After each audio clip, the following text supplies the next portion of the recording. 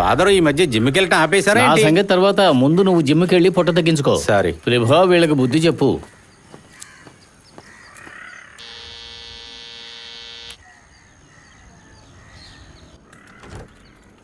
Father,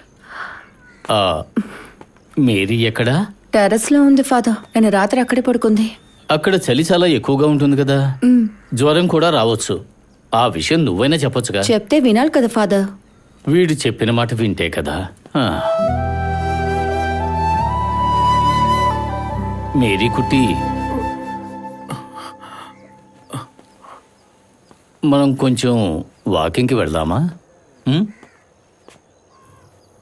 ఈరోజు father, నేను టైర్డ్గా ఉన్నాను, మనసు బాధగా ఉంది. అన్నీ సర్దుకుంటాయి. మనసు శరీరానికంటే ముందుగానే టైర్డ్ అయిపోతుంది. స్ట్రేంజ్గా ఉంది కదా ఫాదర్. నీకు మళ్ళీ నీ ఊరు వెళ్ళాలని ఉందా? అలా ఎందుకు వెళ్ళిపోతాను ఫాదర్? సాధిస్తాను. ఏదో ఒక దారి ఉంటుంది. It's just a matter of time. లక్ష్యం నెరవేరాలంటే అక్కడే ఆగిపోకూడదు, ముందుకు సాగాలి. నువ్వు రా, నేను చెప్తాను. రా. ఎఫ్ఎంలో ఒక కొత్త ప్రోగ్రాం ప్రారంభిస్తున్నాను. ఆ విషయం గురించి నీతో మాట్లాడడానికే నేను ఇప్పుడు వచ్చాను. చెప్పండి ఫాదర్, నేనేం చేయాలి? ఈ చుట్టుపక్కల ప్రాంతాల్లో ఉన్న ఒకే ఒక్క ఎఫ్ఎం మందే కదా. ఇప్పుడు శ్రోతలు కూడా బాగా పెరిగారు.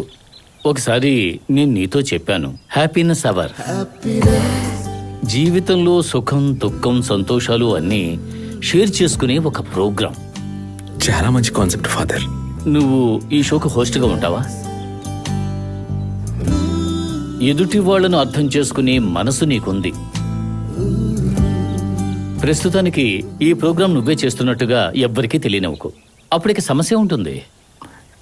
నిన్న రాత్రంతా నా కోసం ఆలోచిస్తూ క్రియేట్ చేసిన షోనా ఫాదర్? అవును. ఒక్కో ఆలోచన ఒక్కో విజయానికి మెట్టవుతుంది. అదే జీవితం. ముందు నీ గొంతుని శ్రోతల్ని మెచ్చుకోనివ్వు. నువ్వు పాడిన జింగిల్ హిట్ అయింది కదా, ఇది కూడా హిట్ అవుతుంది. కానీ కొత్తగా ఒక పేరు కావాలి. నేను పేరు అనుకున్నాను, ఆర్జే ఏంజెల్.